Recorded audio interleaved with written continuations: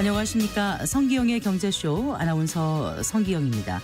2024년 우리나라 부동산 시장을 한마디로 평가하자면 양극화라고들 얘기합니다. 수도권 일부 지역은 급등세를 한 반면에 지방 집값은 하락폭이 컸기 때문인데요. 2025년 부동산 시장 어떻게 될까요? 최근 정부의 대출 규제와 몇 달 새 급등한 집값 상승세의 피로감을 느껴서 관망세로 돌아선 시장이 새해에는 어떻게 될까요? 2025년 부동산 시장을 움직일 변수 살펴보고 집값에 대해서 전망해 보겠습니다. 최근 베이비 부머의 퇴직이 본격화하면서 노후 준비에 대한 관심이 높아지고 있는데요. 부모 세대와 자녀 세대의 노후 준비에 대한 인식 차이가 있다는 설문조사 결과가 있었습니다. 자세한 내용 살펴보고 앞으로 노후 준비에 대해서 어떻게 접근해야 좋을지 생각해 보겠습니다. 이 시간 유튜브로도 함께하겠습니다.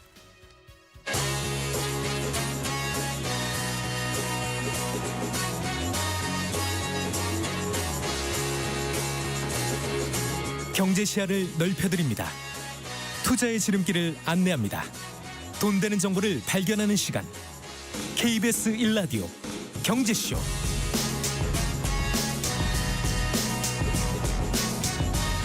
먼저 오늘의 주요 경제 뉴스부터 살펴보겠습니다. 경제 뉴스 브리핑 손석우 경제평론가와 함께합니다. 어서 나오십시오. 네, 안녕하십니까. 안녕하세요.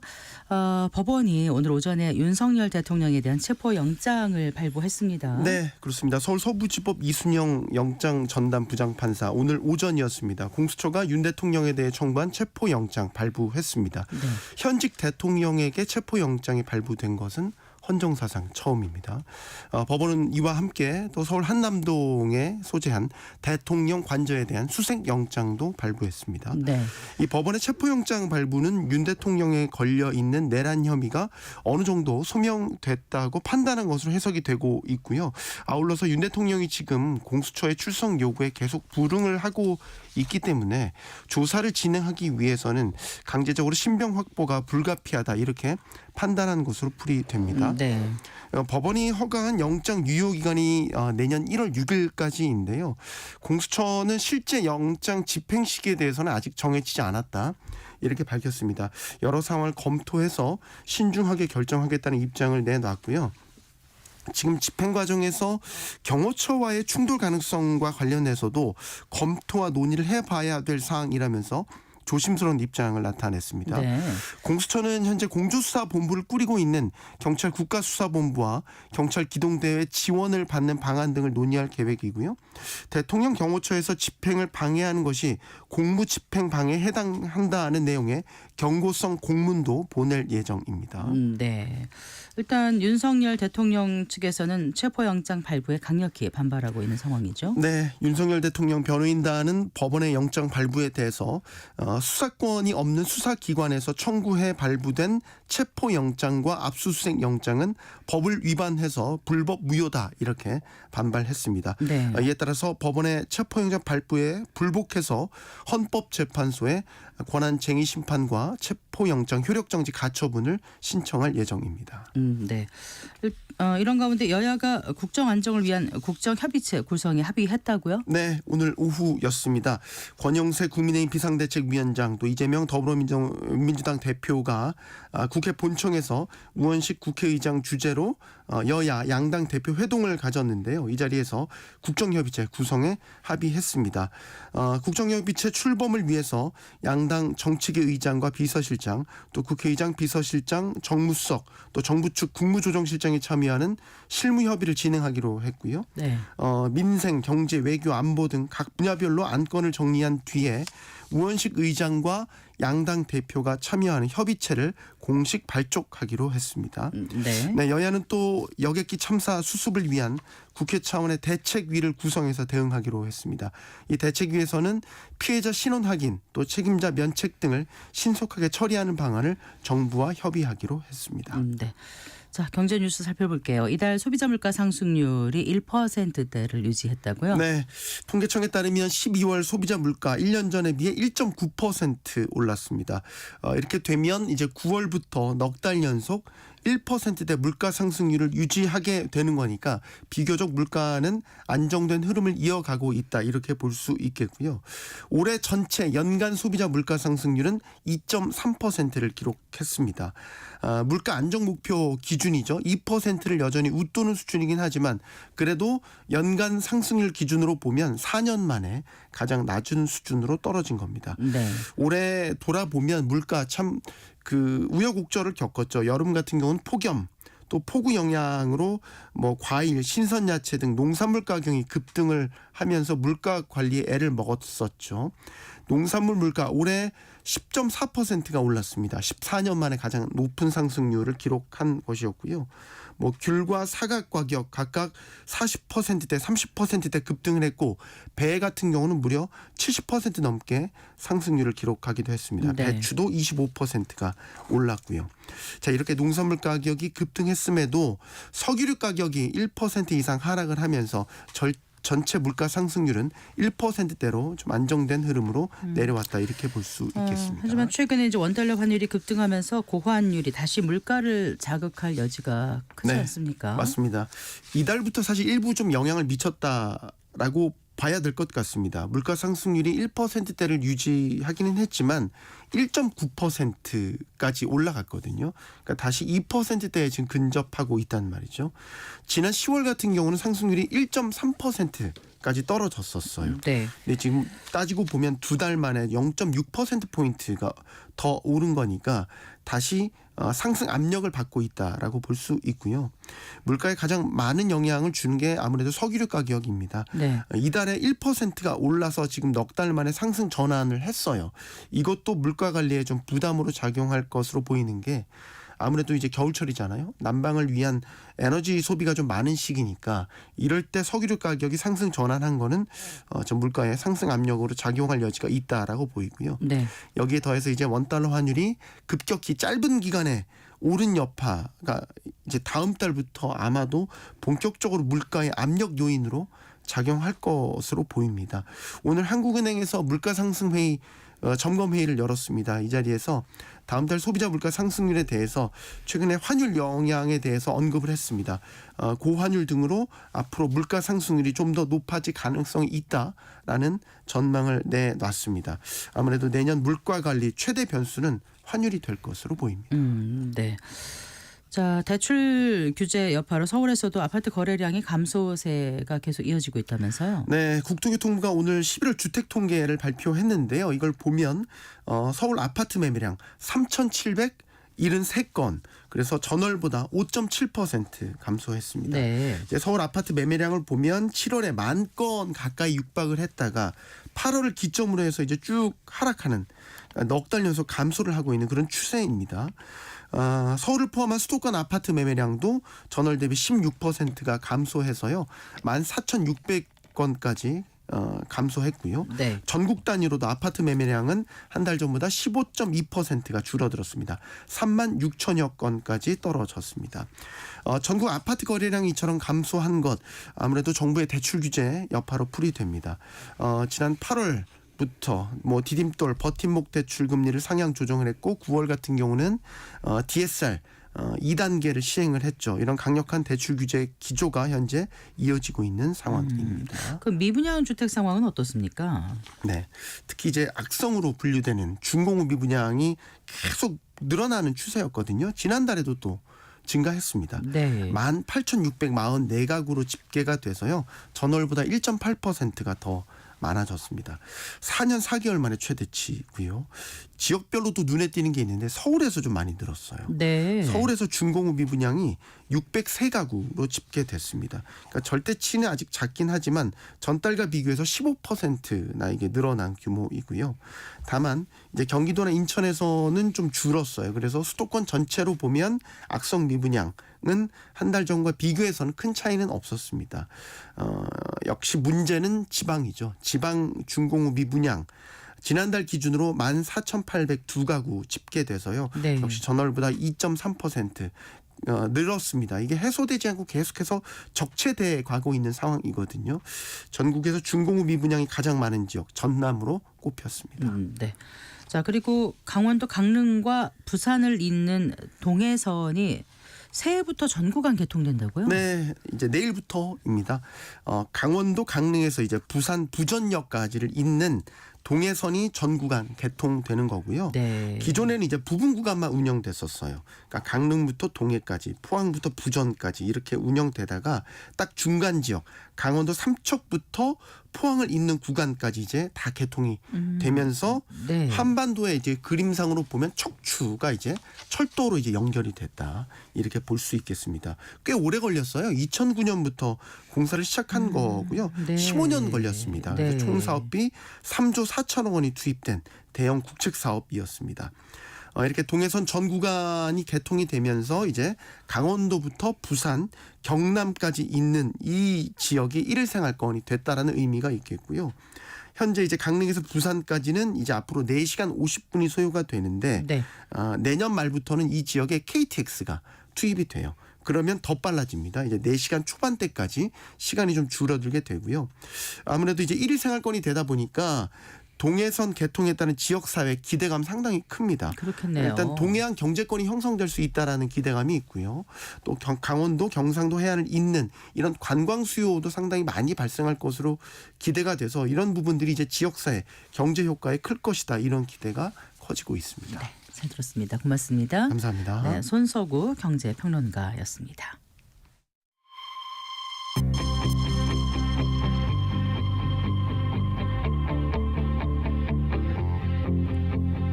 경제 전문가의 원포인트 레슨. 꼭 알아야 할 정보와 이슈를 알기 쉽게 풀어드립니다. 대한민국 경제 고수와 함께 투자의 맥을 짚는 KBS 1라디오 경제쇼. 진행의 성기영 아나운서입니다.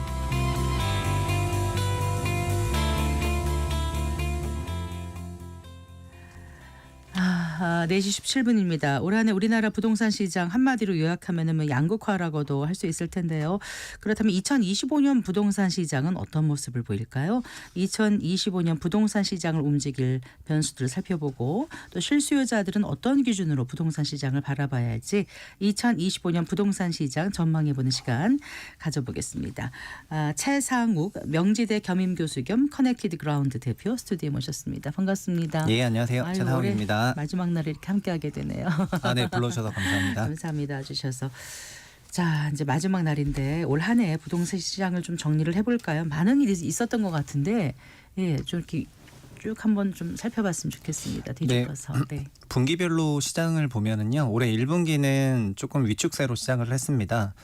작년 말부터 대출 규제가 있었고요. 그리고 올해는 작년과 조금 다르게 신생아론은 있었는데 작년 시장을 좀 달아오르게 만들었던 특례 보금자리론과 같은 그런 대출은 없는 상태로 시작을 했습니다. 네. 그래서 특례론은 적용 대상 가구도 뭐 800만 가구 이상인 반면에 신생아론은 출산 가구 대상으로 론이라는 게 주는 거다 이제 보니까 특례 대출 말씀하시는 거죠? 네, 신생아 대출. 네. 그 출산 가구 대상으로 주다 보니까 적용 가구 수도 약 40만 가구밖에 안 돼 가지고 네. 특례론 대비해서는 좀 대상이 좀 저조했고 그래서 1분기는 전체적으로 시장이 좀 위축세가 있었는데요. 네. 올해 2분기하고 3분기는 금융권의 그 대출 확장 정책과 그리고 대출 금리가 올해 상반기에 정말 큰 폭으로 하락을 했습니다. 주택담보대출 금리가 작년 같은 경우에는 4%가 넘었었는데 올해 2분기까지는 3.5%까지 내려갔거든요. 네. 그래서 금리 인하 효과와 대출 증가가 2분기 말부터 같이 나타나면서 네. 그리고 올해 4월에 또 선거가 있었잖아요. 총선이 있었는데 총선 결과는 야당이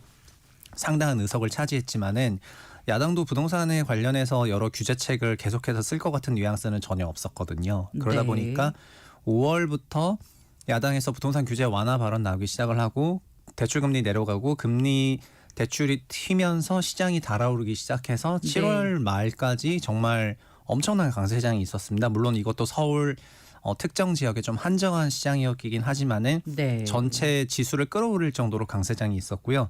그래서 8월부터는 감독원에서 은행 대출 규제가 너무 심하다 보니까 대출 규제를 좀 해야 되겠다라고 전환을 하면서 9월부터 다시 약세장에 진입을 했고요. 네. 그렇게 11월까지 계속해서 좀 약세장을 가는 와중에 12월부터 이제 탄핵 정국을 맞이하면서 시장이 급격히 위축세로 전환된 게 올해 1년간의 요약이 되겠습니다. 네, 그래요. 앞서서도 전해드렸습니다만은 이제 대출 규제 여파로 서울에서도 아파트 거래량의 감소세가 이어지고 있다. 네. 네, 이렇게 이제 나오더라고요. 네, 올해 서울에 가장 많이 뛴 곳은 어느 정도 상승이었었죠? 아까 말씀하실 때. 올해 서울 지수가 전체적으로는 네. 연초 대비해서는 올랐어요. 한 자릿수대로 지수 전체가 올랐는데요. 네. 물론 이제 이 지수라고 하는 것이 저희의 체감과는 상당한 차이가 있게 되어 있습니다. 전체 주택을 시가총액 개념으로 합쳐서 설명을 하다 보니까 네. 일부 지역 단지 같은 경우에는 신고가를 기록하고 했음에도 불구하고 네. 지수 레벨은 21년 전고점인 194를 넘지 못하고 지금도 170대에 있거든요. 네. 서울 지수가. 그러다 보니까 지수가 194, 170이면 어떤 의미인가요? 그게요? 그게 2017년 11월을 100이라고 봤을 때 네. 194라는 거는 2017년 가격 대비 90% 상승했다 이 말이고요. 그러니까 거의 더블이 났다 이 얘기고요. 네. 지금 194가 170이 됐다는 거는 고점에서 10%가 빠졌다는 것이 됩니다. 평균적으로는. 네. 네. 그런데 이걸 구별로나 아니면 개별 단지로 보면은 올해의 강세장 그러니까 연초 대비 지금 지수는 좀 올랐는데요. 160대에서 170대로 좀 올라왔습니다. 네. 그거는 서울 기준으로는 시장이 좀 강세였다고 말씀을 드릴 수가 있는데 그거가 전체적으로 좋아서 그렇게 된 것이 아니라 소위 강남 3구나 용산, 마포 이런 초고가 지역의 주택 가격이 큰 폭으로 상승을 하면서 네. 주식시장으로 비유하면은 시가총액 대형주들이 올라가다 보니까 지수 전체가 끌어올려진 거거든요. 그래서 이들 5개 구에서는 21년에 있었던 전고점 가격을 다 회복하고 오히려 넘어버린 데도 나왔지만 네. 그렇지 않은 데서는 고점에서 20% 이상 조정받는 상태로 계속해서 이어졌고요. 네. 그리고 서울 제외한 수도권이나 아니면은 지방 광역시로 가는 경우에는 지수 레벨에 거의 변화가 없습니다. 그래서 작년과 올해 부동산 시장의 큰 특징 중에 하나가 서울만 좀 강세장이었거나 나머지 지역에서는 굉장히 위축세가 이어지고 있는 것이 2년째 진행되고 있는 게 특징 중에 하나인데요. 이제 그런 흐름이 있었습니다. 네. 근데 그 지수를 말씀하실 때 왜 2017년 대비로 하는 거죠? 지수를 발표하는 기관에서 이제 특정 시점을 기준으로 그 지수 레벨을 100으로 잡고 발표를 하거든요. KB 같은 경우에는 22년 1월을 기준으로 지수 100을 잡아서 발표하는데 부동산원 같은 경우는 17년 기준으로 잡아서 이제 그걸 인용을 한 거고요. 네, 그냥 통계 기관에서 이제 필요로 하는 기관에 따라서 그렇게 작성하고 있습니다. 네. 일단 그 2024년 한 해 동안 전국에서 가장 많이 집값이 오른 지역은 경기 과천이라고 하더라고요. 맞습니까? 24년이요? 네, 올해 한 해 아닌가요? 그건 잘 모르겠습니다. 네. 근데 아마 체감으로는 이제 올해 부동산 시장 얘기할 때 과천이 그렇게 많이 올랐는지 저는 체감이 좀 안 되는 것 같고 네. 물론 이제 지표상으로 그렇게 나올 수가 있는데 그래서 아까 말씀드린 게 그런 건데 서초 강남 특히 서초구가 가장 많이 올랐을 것 같고요. 그리고 이제 서강송, 마포, 용산이 5개 구가 지수 전체를 끌어올렸습니다. 네. 그래요. 자, 그러면 이제 2025년은 부동산 시장이 어떤 모습을 보일지 이제 사실 집이라는 게 많은 분들의 관심사거든요. 그래서 네. 지금 이제 궁금해들 하실 텐데 일단 당장은 이제 아까 탄핵 정국도 말씀하셨고 여러 가지 또 겨울철이기도 하고 그래서 좀 이제 관망세가 짙은 그런 분위기지 않습니까? 네네. 근데 이제 이런 모든 변수들이 어느 정도 시간이 지나면 좀 정리가 되고 불확실성이 좀 거치면 어떻게 될지 사실 올해만 지금 이때만큼 내년 시장을 전망하기가 어려운 때가 또 있었을까 싶을 정도로 그런데 어떻게 그 시장에서 오래 계셨으니까 어떻게 느끼세요? 저는 네. 지금이 16년 말이랑 굉장히 흡사하다고 느끼는 것이 16년? 2016년 말에도 박근혜 대통령 탄핵 이후에 그때도 물론 이제 헌법재판소 결과를 봐야 되지만은 네. 그 이후에 대선을 치르고 그리고 대선 이후에 부동산 정책이 어떻게 될지 네. 그 기간 동안에 시장이 굉장히 숨죽였던 기간이 있었거든요. 그리고 2016년은 얘기하면은 보통 잘 기억이 없기는 하지만은 박근혜 정부의 부동산 정책이 본격적으로 작동하면서 시장 전체가 굉장히 2014, 13, 14, 15, 16으로 보면은 16년이 가장 강세였습니다. 그랬었나요? 네, 그래서 2015년, 16년에는 뭐 52만 가구, 46만 가구 분양할 정도로 주택 시장이 과열로 가고 있었던 그런 상황이었는데 월간으로 1%씩 올랐으니까요. 월가 1%는 굉장히 높은 거 아닙니까? 네, 주간 0.2씩 찍혔었던 그런 시기였기 때문에 네. 상당한 강세였는데 근데 16년 12월에 박근혜 정부 탄핵 이후에 17년 5월까지 0%로 내려가거든요. 월간 상승률이. 그러니까 초강세로 가던 시장을 그냥 끌어내려가지고 네. 한 최소 3개월은 완전히 0%가 기록이 됐고요. 네. 그 다음은 어떻게 전개가 됐냐면은 헌법재판소에서 탄핵을 인용하고 난 다음에 네. 결국 대선 모드로 가게 되면은 공약이 나오지 않습니까? 네. 네. 그 대통령들의 공약을 보면서 이제 유력한 정당의 부동산 공약이 어떤 게 있는가를 시장이 확인하게 되는데 그 공약이 노출되고 나서부터 부동산과 관련한 여러 가지 규제가 없다는 것을 확인하고 그때부터 다시 안도 랠리를 했습니다. 그게 네. 17년 5월이었습니다. 네. 그래서 16년 12월부터 17년 3월까지는 극도의 냉각기였고요. 17년 3월부터 5월까지는 서서히 회복을 하고 있었다가 17년 5월부터 이제 다시 강세장으로 전개가 되었습니다. 그때는 네. 전반적으로 금리가 내려오던 기간이었고 대출도 증가하던 기간이었고 우리나라 성장률도 괜찮았기 때문에 지금보다는 뭐 여러 가지 측면에서 매크로 환경이 좋았다고 할 수 있을 것 같은데요. 지금은 다만 탄핵 전국만 놓고 보면 16년 말이랑 굉장히 유사한 것 같고요. 그래서 네. 12월에 이렇게 사태가 펼쳐지고 나니까 시장이 냉각이 됐는데 아마도 헌법재판소 판결이 나기 전까지는 네. 사실상 그냥 거의 거래 소강 상태와 같은 그런 공동화가 있을 것 같고요. 네. 그 이후부터는 다시 공약을 보면서 어떤 방향을 가지고 움직일 것으로 보고 있습니다. 근데 이 탄핵 전국 들어가기 전부터도 좀 관망세가 좀 시작됐던 건 아닌가요? 네, 그거는 그 첫 번째 질문에 답변 들었던 것처럼 네. 감독원에서 올해 2분기, 3분기 주택가격이 너무 셌었기 때문에 9월부터 대출 규제를 심화했고 각 네. 금융기관에서 가계대출에 대해서 전향적으로 나서면서 시장의 수요가 내려가는 부분이 있어가지고 전체적으로 매매 시세나 아니면 주택가격 동향이 다 약세로 좀 전환하고 있었거든요. 네. 그래서 16년이랑 이게 똑같은 상황은 아니지만 그때는 굉장히 강세로 가고 있다가 끌어내려진 건데 갑자기 이제 경착륙이 된 건데 지금은 약세로 가고 있는 와중에 탄핵 정국을 맞이했기 때문에 그때보다 좀 더 심각한 상황으로 볼 수는 있어요. 그렇군요. 그러면 2025년 시장을 어떻게 전망하신다고요, 대표님께서는요?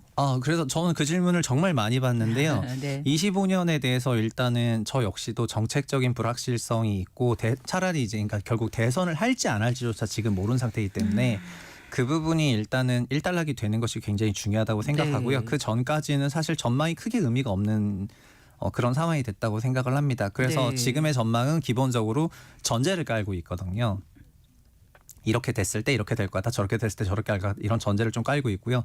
만약에 대선을 다시 치르게 된다면은 네. 그러면 양당의 그 부동산 공약들이 이제 열릴 거기 때문에 네. 그거를 시장이 확인하고 그리고 저도 이제 그거를 보면서 대선 때 이런 정책에 대해서 이제 또 어떻게 시장이 좀 받아들일지 그런 것들을 이제 보고 나서 말씀을 조금 드릴 수가 있을 것 같습니다. 네. 그래서 그러니까 정책이나 시장 전망을 정책적인 분야로 얘기한다면 현재 불확실성이 너무 높다 이렇게 말씀드리겠는데요. 네. 그냥 거시경제나 가계 환경이나 이런 부분을 말씀드리면은 크게 두 개로 말씀을 드릴 수가 있을 것 네. 같아요. 주택 시장이 많은 분들이 수요 공급 얘기를 하시는데 일단 수요적인 면에서 짧게 말씀드리면은 수요는 경상적으로 저희가 월급을 받는 그런 경상적인 소득과 그리고 투자나 이런 걸 통해서 벌어들이는 비경상적인 부분이 있는데요. 네. 현재 경상적인 부분은 내년도 성장률이 썩 좋지 않을 걸로 예상이 되기 때문에 점진적인 그런 소득 증가에 따른 주택 수요가 세진 않을 것 같아서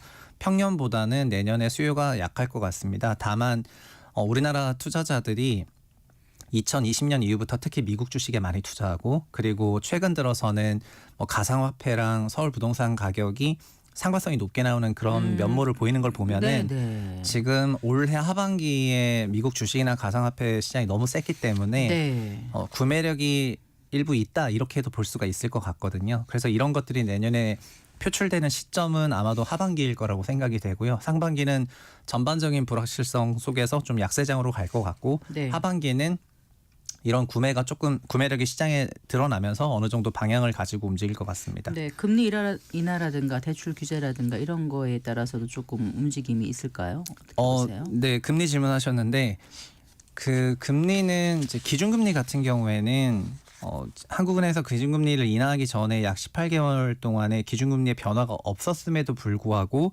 대출 상품 금리는 150bp 이상 내렸었습니다. 네. 그리고 올해 하반기에 주택시장이 조금 탄핵 전에도 약세로 전환했던 거는 상반기에 주택담보대출 금리가 3.5%까지 내려갔었는데 하반기에는 4%까지 올라와서 상품대출 금리가 50bp 이상 올라왔었거든요. 네.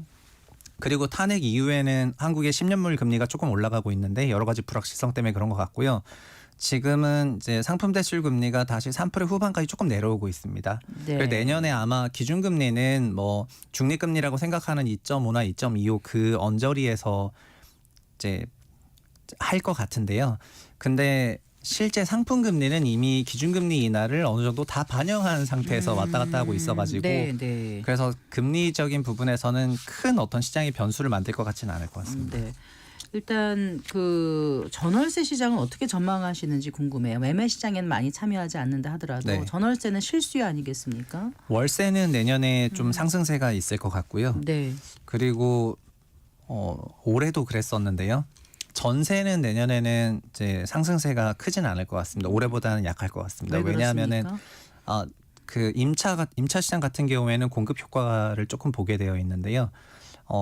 올해 전세 임차 시장도 서울 중심으로 조금 강세였는데 이제 뭐 두저주공 입주하고 이런 입주장 효과가 조금 있기 때문에 둔촌주공. 네네네 그런 입주장 효과로 임차료가 단기적으로 6개월 정도 영향 받는다고 생각하면 상반기에는 전세 시세는 조금 안정세일 것 같고요. 다만 월세 시세는 이게 아파트랑 비아파트를 쪼개서 보면은 네. 비아파트가 전세 사기라든가 이런 사건들이 너무 많아지면서 비아파트 기피 현상이 지금 만연하거든요. 그래서 네. 이게 소형 아파트 전세 가격이나 월세 가격을 밀어올리고 있는데 이런 부분이 조금 반영이 돼가지고 월세는 좀 강세로 나타나지 않겠는가 이렇게 보고 있습니다. 네. 아까 그 코인 가상화폐와 그 네. 집값과의 관계 살짝 좀 언급을 해주셨거든요. 예. 네. 그거에 관한 또 논문을 쓰신 또 어떤 교수님도 계시더라고요. 네네. 네, 그 얘기 잠깐 좀 해주실까요? 그게 가상자산과 부동산 시장은 원래는 큰 상관성이 없는 이제 이질적인 자산이었는데요.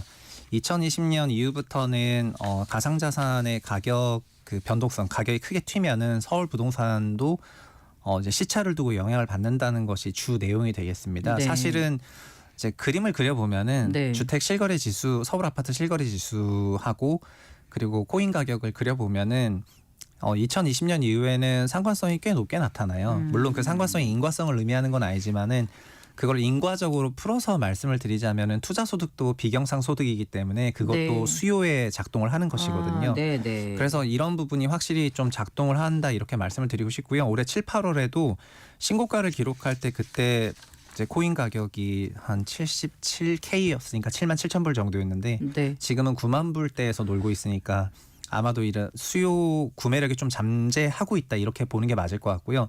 다만 방향성을 알 수 없기 때문에 현실화되진 않는 걸로 보고 있습니다. 그래서 정책적인 네. 불확실성이 거치고 나면은 이런 수요가 분명히 시장에 들어올 텐데 이게 전체 시장을 막 다 끌어올리거나 하는 일은 없겠지만은 이제 소수의 일부 아파트 가격들에는 상당한 영향을 줄 수가 있고 이런 상당한 영향들이 시장에 또 연쇄적인 파급 효과가 날 수 있다는 게 올해 또 보여줬기 때문에 네, 네. 내년에도 이런 부분들은 약간 높은 변동성의 원인 중 하나로 저는 생각하고 있습니다. 지금 가상자산에 투자하는 인구가 꽤 많이 늘어났지 않습니까? 지금은 1,000만 명이 넘어가니까 그러니까요. 많죠. 인구의 꽤 많은 부분이 지금 차지하고 있는 거니까. 네. 네, 이 논문을 쓰신 분이 단국대 교수님이신데 2014년부터 2023년까지 10년간의 그 상관관계를 분석을 하셨더라고요. 그래서 네네. 좀 유의미한 게 있는 것 같아서 저도 저는 그려봤는데 네. 그 비슷하게 나와가지고요. 특히 17년 이후부터는 되게 흡사하게 나오거든요. 상관성 네. 되게 높게 나옵니다. 근데 아까 말씀드린 것처럼 그 상관성이랑 인과성에 대한 기준을 나눠야 된다고 했을 때 저는 그런 인과적인 부분에서도 어느 정도 설득력은 있는데 그런 것들이 좀 노출이 될 만한 환경이 내년에 좀 오지 않겠는가 이렇게 생각을 하고 있습니다. 네. 그래요. 시장이 사실 제일 싫어하는 게 불확실성이라고 많이들 얘기하지 않습니까? 지금 네. 이제 경제적인 변수도 많지만 경제 외적인 변수, 뭐 정정 불안이라든가 이런 게 지금 이제 우리 앞에 놓여 있고요. 이게 이제 어느 정도 해소가 된다고 하면 아까 말씀하신 대로 어느 당이 뭐 네. 당에 따라서 이제 공약이 다르게 나오고 이렇게 하는데 흔히 말하는 그 대표적인 공약 같은 거. 어떤 게 있었죠? 일단은 아마 양 정당의 네. 가장 큰 정책적인 견해 차이는 임대차 관련한 법에 있거든요. 네. 그래서 임차 관련한 그런 제도 변화가 굉장히 이제 크게 나올 것 같습니다. 사실 문재인 정부 때도 비슷하게 이제 느끼셨을 거라고 생각이 되고요. 박근혜 정부 때는 임대차 시장을 기업들을 넣어가지고 임대주택을 좀 활성화시키겠다고 얘기를 하면서 큐도 늘리고 퀄리티도 늘리겠다는 이런 생각이었는데 양도 늘리고 퀀터티와 질도 퀄리티. 늘리고 네. 네, 이런 방식으로 접근을 했고 네. 민주당에서 임대차법을 관련해서 전반적으로 접근하는 방식은 한국의 임차 시장이 너무 개인 중심이고 단기다 보니까 임차권을 좀 강화하는 방식으로 전개를 했거든요. 네. 그래서 아마 다음 대선에서도 이 임대차와 관련해 가지고 여러 가지 상당한 쟁점이 있을 거라고 생각이 되고요.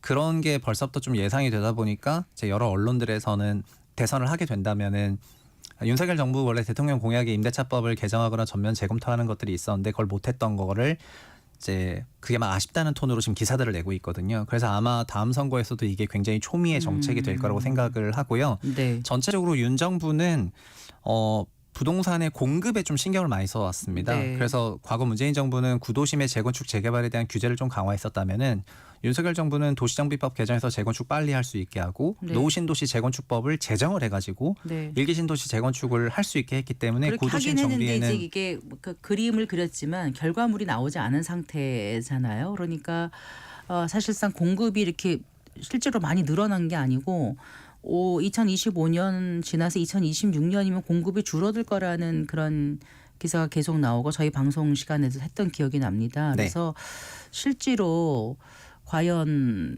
그 공급 문제가 해소가 되지 않으면 부동산 가격이 어떻게 될지 이 문제도 좀 궁금해서 여쭤보고 싶었어요. 근데 이제 요때 말하는 공급은 입주인데 입주는 3년 전 분야이기 때문에 네. 이제 26년 공급은 작년 분양권이어가지고요. 네, 네. 23년은 22년 말부터 시장 하락세가 급격히 나왔기 때문에 23년에는 주택 수요가 완전 녹아버려가지고 공급이 없었습니다. 그래서 26년 입주가 작은 건 당연하고요. 네. 거꾸로 주택 시장이 강세로 가면은 그 연도에 수요가 올라갔다고 느끼기 때문에 주택 공급 업체가 공급을 늘리고 3년 후에 공급이 늘어나거든요. 네. 그래서 내후년에 입주량이 적은 거가 현재의 주택 입주라든가 주택 공급 계획에 영향을 주는 것은 아니고요. 네. 지금 아까 제가 말씀드린 예. 거는 윤석열 정부는 구도심의 주택 공급을 적극적으로 하려는 원리 원칙이 있었고 정비도 네. 만들었고 제도도 만들었고 네. 아마 이것이 그 2년 이후의 시차를 생각해 보면은 크게 주택 준공이 늘어나는 데 역할을 하게 될 것입니다. 아. 26년까지 입주될 일은 없지만은 네. 만약에 27년, 28년에 분양하게 되면 30년에 입주되고 이런 방식이 될 테니까요. 네. 그래서 지금 이제 분양과 관련한 선 앞단 부분에 이런 얘기를 하자면은 공급에 확대를 하겠다는 그런 기조였던 거고 네. 이제 문정부 같은 경우에는 구도심 재건축 정비 사업에 대해서는 굉장히 비토를 했던 그런 정부라고 할 수가 있을 것 같습니다. 근데 네. 이런 것들도 결국에 내년에 조기 대선이 있게 되면은 그러면은 이런 것도 지속성을 계속 가지고 갈지 아니면 중간에 또 바뀔지 그런 것도 또 봐야 되거든요. 그래요. 네. 그러면은 요 해당 정비 사업에 노출된 그런 주민들 같은 경우에는 또 여러 가지 불안감을 느낄 수밖에 없어가지고 정책적 네. 불확실성은 지금도 존재하게 하는 그런 상황입니다. 그래요. 실수요자들은 당장 그럼 어떻게 준비를 하면 좋을까요? 제가 지가 실수요자라고 생각해도 지금 정말 머리가 아플 것 같은 이제 그런 상황인데요. 그래서 저는 어려울수록 그냥 기본으로 돌아가자는 말을 이제 계속 드리고 싶거든요. 네. 주택은 그냥 자기 소득 일정 배율을 DSR 40% 이내 기준으로 그러니까 결국 대출을 감당할 수 있는 선에서 그냥 무리하지 않게 접근하겠다 이런 생각이 되게 필요할 것 같고요.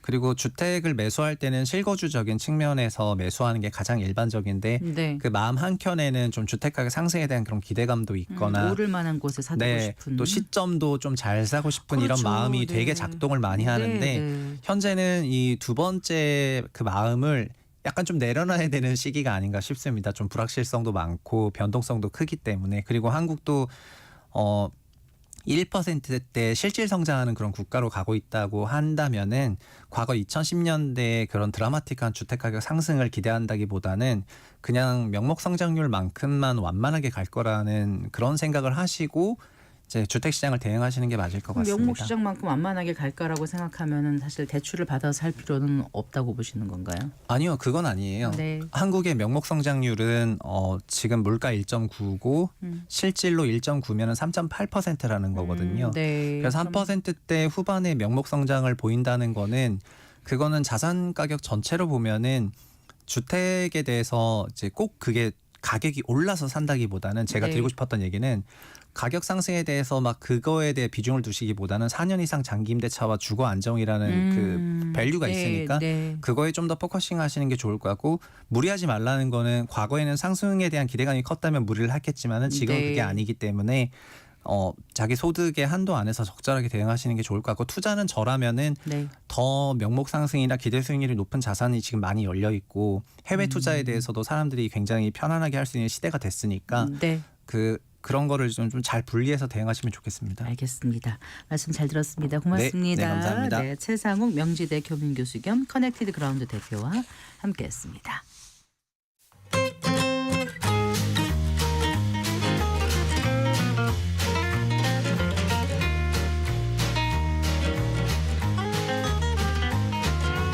경제 맛집 투자 핫플. 지금은 돈 벌기 딱 좋은 시간. KBS 1라디오 경제쇼.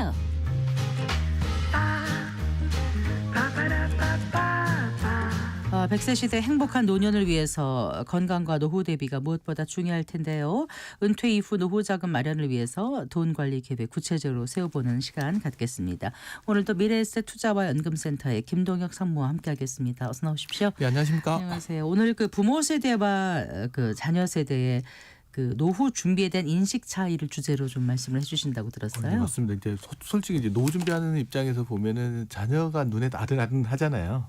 그래서 자녀랑 부모가 이제 노후 준비에 대해서 어떤 생각을 가지고 있는지를 좀 알아보려고 이제 제가 일하고 있는 연구소에서 지난 9월 초에 네. 서울 수도권 5대 광역시 세종시까지 포함해가지고 설문조사를 한번 시행을 해봤습니다. 네, 네.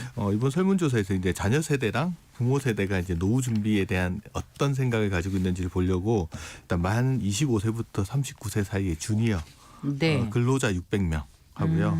55세부터 69세 사이에 있는 시니어 중에서 자녀가 있는 사람 600명, 도합 1,200명을 대상으로 이제 각각 노후 준비에 대해서 어떤 생각, 본인의 노후 준비, 부모의 노후 준비에 대해서 어떤 생각을 가지고 있는지 한번 주니어는 그냥 조사를 흔히 해봤습니다. 말하는 청년층이고, 그쵸, 이제 예. 시니어는 55세부터 69세 예, 맞습니다. 이렇게 이제 구분해서 설문조사를 실시하셨단 말씀이잖아요. 예.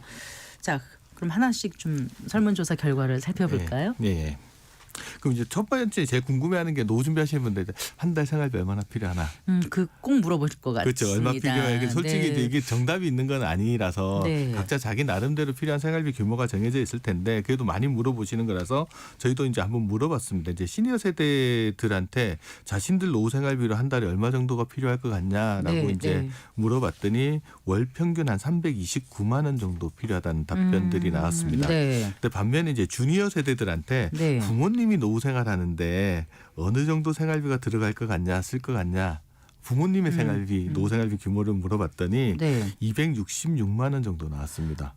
아이고, 자녀들은 부모님이 이렇게 돈 안 써도 된다고 생각하나 보죠? 그러니까 일단 인식의 차이가 한 60만 원 정도 평균 인식의 갭이 좀 궁금한 나타나는 게요. 거예요. 이게 주니어, 시니어를 나눠서 했는데 네네. 그러니까 본인들이 얼마나 필요한가, 내가 나이가 들었을 때 얼마가 필요한가 물어본 게 아니고 네. 내가 지금 얼마가 필요한데 나의 부모님은 얼마나 필요한가 이렇게 물어본 거예요. 그렇죠. 이게 일단은 정확하게 잘 모르겠네요. 시니어들한테는 자기 노후 생활비가 얼마 필요한지를 물어봤고요. 네.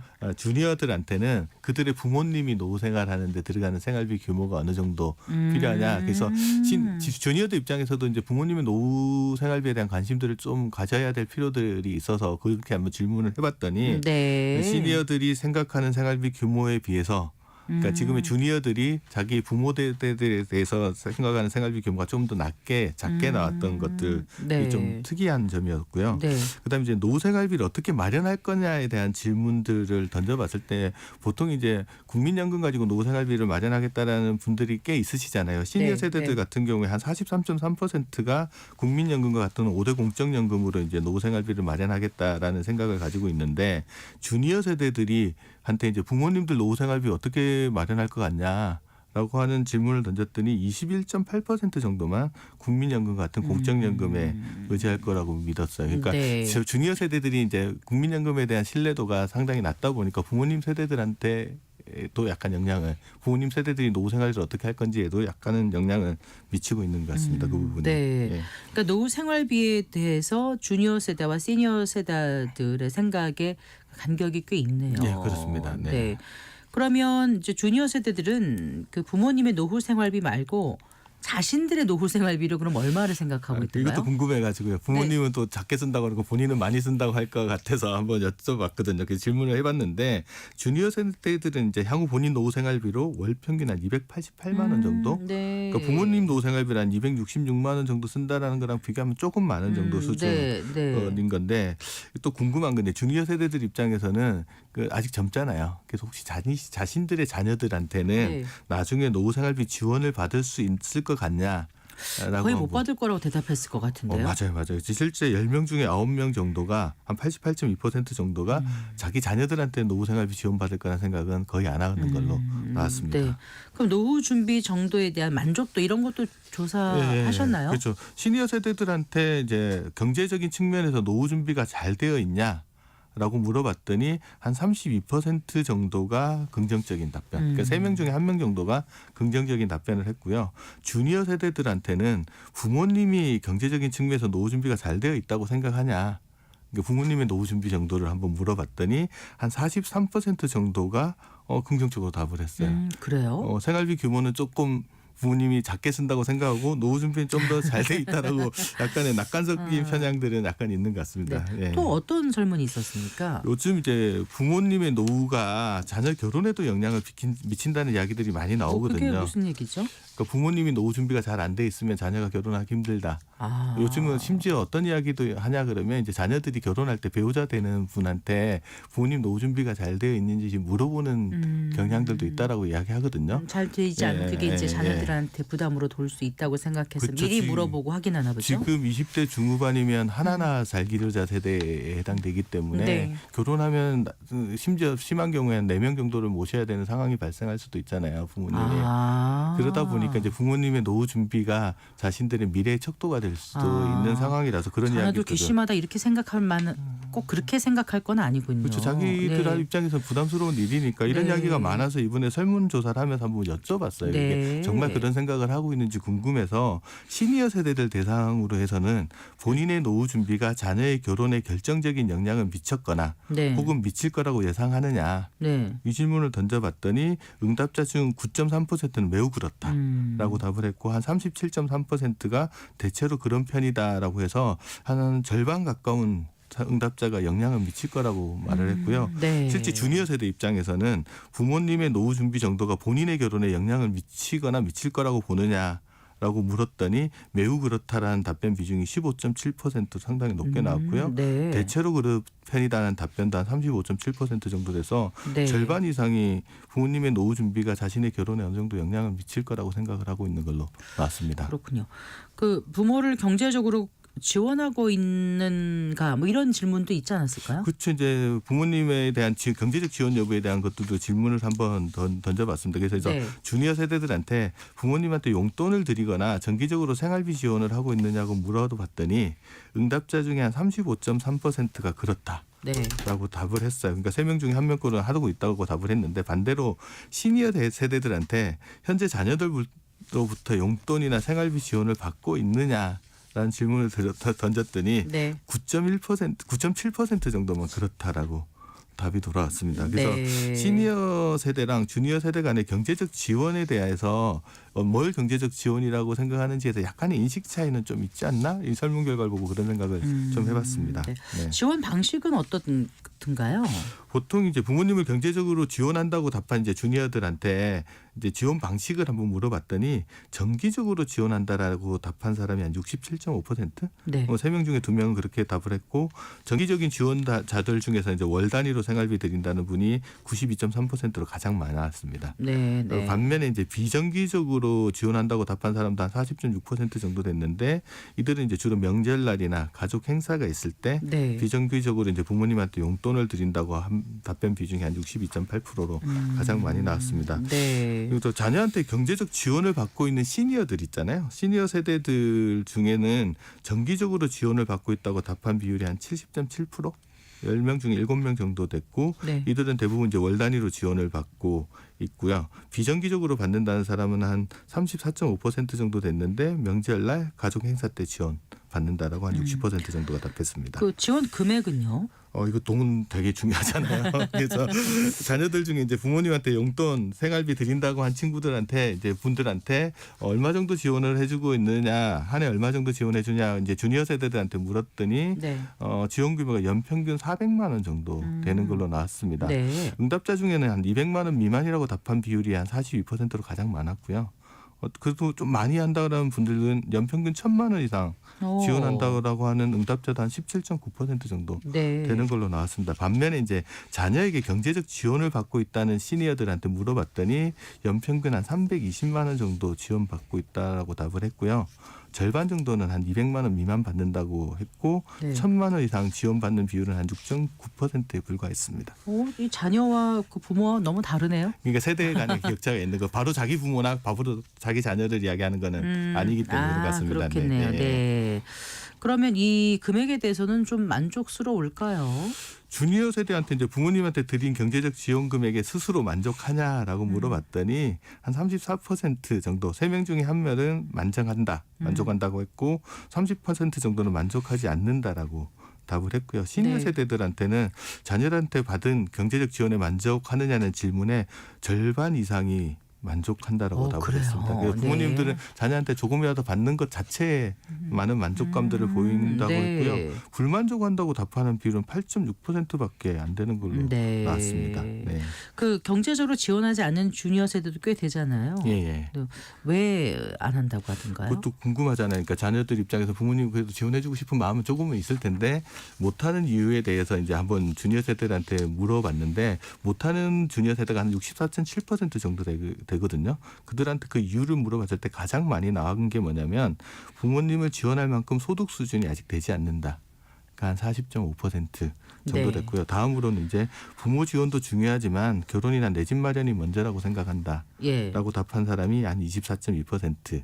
그다음에 좀 특이한 거는 부모의 자산과 소득이 충분히 많아서 내가 굳이 지원하지 않아도 된다라고 답한 비율이 한 20.4% 정도 되는 걸로 나왔고요. 네. 시니어 세대 생각도 좀 비슷한 것 같습니다. 자녀들한테 용돈이나 경제적 지원을 받지 않는 시니어 세대가 한 90.3%, 10명 중에 9명이 지원 안 받는다고 답을 했는데 네. 지원받지 않는 이유 중에 1등이 뭐였냐면 자녀들 입장에서 결혼과 내 집 마련이 먼저라고 생각해서 한 32% 정도가 되고요. 네. 부모를 지원할 만큼 자녀의 소득 수준이 되지 않는다라고 생각하는 경우가 28.4.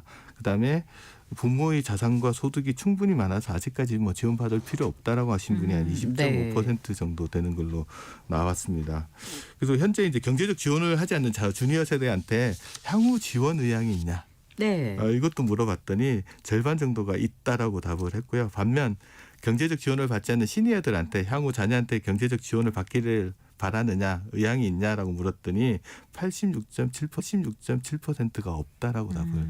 부모님 마음 이해가 됩니다. 부모님 마음이 좀 이해가 될 것 네. 같습니다. 네. 혹시 그 자녀가 이제 결혼이나 분가할 때 적지 않은 비용이 들어가기 때문에 부모님으로부터 좀 지원받기 바라는 자녀들도 있을 것 같은데요. 그렇죠. 돈이 워낙 많이 들어가는 거고 네. 또 서울 특히 수도권에 사시는 분들 입장에서는 그런 아이고. 어려움이 있는데 맞아요. 우선 눈에 띄는 것들은 이제 주니어 세대 중에 결혼이나 분가할 때 부모로부터 지원받지 않겠다라고 답한 비율 중이 39.5% 정도는 나왔습니다. 네. 그리고 또 지원받고 싶다라는 분들 중에서 얼마 정도 받기를 원하느냐는 질문에 평균 한 4,100만 원 정도 지원을 원한다고 나왔고요. 네. 시니어 세대 같은 경우에는 자녀 결혼과 분가 때 지원하지 않겠다고 답변한 비율은 11.5%밖에 안 됐습니다. 네. 희망하는 자, 금액은 네. 7,800만 원 정도 나온 걸로 그래요. 나왔습니다. 마무리 좀 해볼게요. 이번 설문조사 쭉 하시면서 결과 보시고 어떤 생각이 드셨어요? 부모랑 자녀 세대에는 약간 인식 차이는 있는 것 같아요. 그래서 우리도 한번 50대 정도 됐을 때는 자녀랑 내 노후 준비 계획에 대해서 한번 50대 입장에서 이야기해 볼 수 있는 시간을 갖는 게 중요하고 네. 20, 30대 자녀분들 입장에서도 부모님이 노후에 무엇 가지고 생활하는지 한번 관심을 가져봤으면 좋겠다는 네. 그런 생각이 관심이 듭니다. 또 나의 노후에 대한 관심으로도 맞습니다. 이어지는 거니까요. 부모의 노후는 나의 미래일 수 있습니다. 알겠습니다. 오늘 말씀 잘 들었습니다. 고맙습니다. 네, 감사합니다. 김동현 미래에셋 투자와 연금센터 상무와 함께했습니다. 네, 마칠 시간입니다. 성기영의 경제쇼 오늘 순서 여기까지입니다. 2024년 마지막 날 잘 마무리하시고요. 저는 2025년 새해 첫날인 내일 이 시간 여러분 다시 찾아뵙겠습니다. 아나운서 성기영이었습니다. 고맙습니다.